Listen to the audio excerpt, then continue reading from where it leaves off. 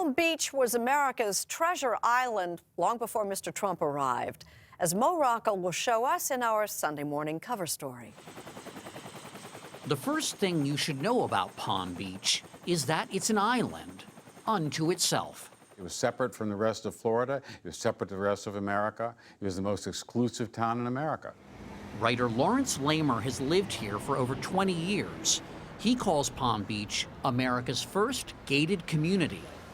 Achievement, lineage, or money? What confers status here? They would like to think it's culture and lineage, but it's money. It's all about money. Your friendships are defined by money. People look at you. I know what that tie is worth. I know what that suit is worth. I know where you belong. And you're a great guy, but you don't belong among the billionaires, okay? Today, Worth Avenue is one of the most glamorous stretches of shopping in America. 110 years ago, Worth Avenue was Jungle Trail and the site of an alligator farm. And yes, I know I should have worn nicer shoes. It was Henry Morrison Flagler who transformed Palm Beach. Flagler, the co-founder of Standard Oil, came to this tropical wilderness in the 1890s and envisioned a paradise for the very wealthy. At a time when many of his peers would have been thinking about retirement, he's embarking on an enormous project. Tracy Kammerer is chief curator of the Whitehall Flagler Museum. The Hotel Royal Point Siena was his first hotel property on the island, largest wooden structure in the world, and it also had the distinction of being the world's largest hotel, ultimately accommodating 1,500 guests. So he traveled in style. Vanderbilt's, Rockefellers, and Carnegies arrived, most like Flagler in their own private rail cars, along the railroad which Flagler himself built, opening Florida to tourism. He also built the famed Breakers Hotel, and then his own spectacular estate, Whitehall. Call it Beaux-Arts in the jungle. He wanted to get this house built quickly so that he and his new wife could enjoy. The mansion, says docent Lisa Jensen, was Flagler's wedding gift to his much younger third wife. She liked to throw parties, she liked to play the piano and sing, and so she really brought some sunshine into his later years. I'm sorry, what were their ages when they got married? 71 and 34. That's sort of a Palm Beach tradition. Yes, I'd have to agree with you on that. It is. You could say that Flagler's home and the two hotels really were the beginning of society in Palm Beach. A society that soon needed fabulous homes to match its fabulous wealth. Enter architect Addison Meisner. Sometimes when you're in Palm Beach, you forget that you're not in Italy.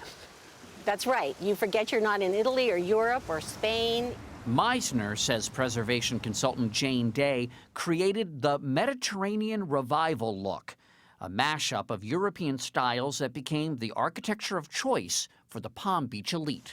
It was a very romantic style. He'll try and mix and match things from different places around the Mediterranean. He wanted it to look as if it had been in the family for generations, so that it didn't look like it was all done in 1919, for example. Villa Meisner, as the name would suggest, was the home of Meisner himself. Holy cow, look at that ceiling. Today, this is home to the family of Dee and Nick Adams, a direct descendant of President John Adams, and their pet pig, Mona Lisa. His idea was to bring the light in, bring the air in, make the windows bigger, but retain that Gothic feel. These panels in the dining room are said to have originally lined Spanish Queen Isabella's 15th century palace. The tiles over there are 16th century Portuguese tiles, and then others are Made to look that way. Exactly. Can you guess what Addison Meisner might think of Palm Beach today? I think he would say it was very much like he had envisioned it, at least this area here, because he himself was an eccentric. He had a monkey named Johnny Brown that ran around these very premises. And we see it in your stained glass windows. Yes. Another Meisner landmark, La Querida, was home to the Kennedy family. President John F. Kennedy worked on his inaugural address here in what he called his Winter White House. Which brings us to Mar-a-Lago, now the Winter White House of President Donald Trump. Walking through this room in 1927, what would it look like? Very much as it appears now. Built by Post serial fortune heiress Marjorie Merriweather Post and her husband E.F. Hutton, Mar-a-Lago is dazzling even by Palm Beach standards. There's 5 clay tennis courts at the back as well. Olympia Devine has written the Trump-authorized history of the estate. There is an inscription I see in many places. Plus ultra, which means beyond the ultimate. And that is symbolic of how Mrs. Post led her life and what her expectation was for this property. Mrs. Post bequeathed Mar-a-Lago, which means sea to lake, to the federal government to be used as a presidential retreat after her death in 1973. But then President Richard Nixon preferred Key Biscayne, and so the costly white elephant was returned to the Post family, who couldn't find a buyer until a certain real estate developer came along. You're not going to do anything? No. No personal Trump touches here? No. Believe it or not, no. If Palm Beach was America's first gated community, says Laurence Leamer, then Donald Trump was perhaps its most brazen gate crasher. They despised him from day one, did everything to try to stop his arrival in this town. And he didn't care. He was going to do what he was going to do. Mr. Trump bought Mar-a-Lago and turned it into a social club.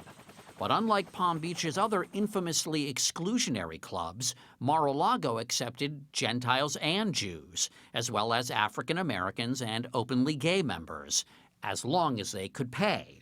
What do you think motivated Donald Trump to do this? Money. But he did it. I mean, a lot of people wouldn't do it. Would they want to start a largely Jewish club in Palm Beach? Would they do that? Would you do that if you cared about social acceptance? Would you do that if you cared about the WASP elite on the island? You would never do that.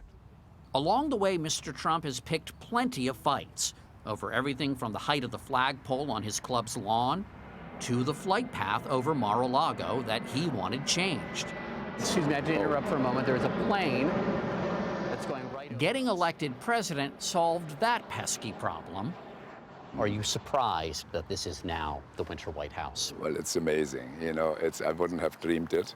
But of course, I don't think anyone would have thought that would happen. That he would become president. Yes, and it shows in America anything can happen. And it's a great thing. You know, it's really fantastic. Bernd Lemke is the longtime managing director of Mar-a-Lago.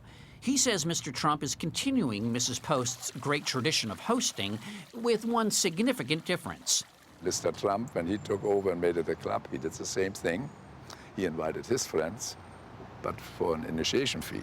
So it's still a home for friends, but friends that pay an initiation fee. Right, yes. And this way it helps with the cost, you know. I got to try that with my own friends. See? For at least the last few years, members of Mar-a-Lago have paid $14,000 a year in dues and a $100,000 initiation fee. But when we visited in January, Lemke told us this. We get a lot of requests for membership. We moved the membership fee up to $200,000, non-refundable. The doubling of the initiation fee, effective January 1st, has been confirmed, prompting some to question whether Mr. Trump is profiting from his election. The club claims the fee had been $200,000 back before the last recession. Does attendance here tend to spike when Mr. Trump is here? Phenomenally. You know, instead of 5 people for lunch, we may have 150 people. It's incredible. It seems that the relationship between Donald Trump and Palm Beach has changed. Before the election, nobody in this island would say a good word about him. Now suddenly everybody in the island has voted for him.